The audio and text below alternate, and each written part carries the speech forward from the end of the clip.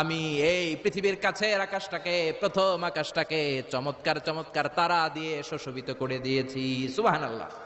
এই যে খালি চোখে উপরের দিকে যে আপনারা তাকান, তাকালে যেটা দেখা যায় এটা কি আকাশ? কথা বলেন। না, এটা আকাশ না, এটা মহাশূন্য। এটা কি? জোরে বলেন, এটা কি? স্পেস, ফাদা। এটা মহাশূন্য। আপনি উপরের দিকে তাকালে যেটা দেখেন এটা প্রথম আকাশের মহাশূন্য। কথা খেয়াল করে বুঝতে হবে। তার অনেক অনেক উপরে প্রথম আকাশ, তারপরে দ্বিতীয় আকাশের মহাশূন্য, তারপরে দ্বিতীয় আকাশ, তারপরে তৃতীয় আকাশের মহাশূন্য, তারপরে তৃতীয় আকাশ, তারপরে চতুর্থ আকাশের মহাশূন্য, তারপরে চতুর্থ আকাশ। এভাবে একটার চেয়ে আরেকটা বড়। কত বড়?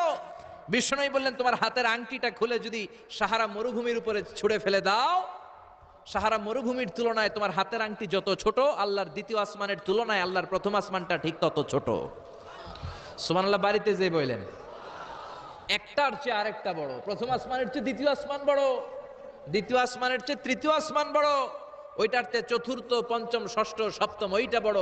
তার উপরে বর্ডার এলাকা সিদরাতুল মুনতাহা বড়, তার চেয়ে বড় হচ্ছে লাউহে মাহফুজ, তার চেয়ে বড় আল্লাহর আরশ, তার চেয়ে বড় আল্লাহর কুরসি, তার উপরে আল্লাহর ৭০,০০০ নূরের পর্দার প্রথম পর্দাটা মহাবিশ্বের সবকিছুর চাইতে বড়। আল্লাহর এই সৃষ্টির তুলনায় কত ক্ষুদ্র আমি, কত তুচ্ছ আমি, কত নগণ্য আমি।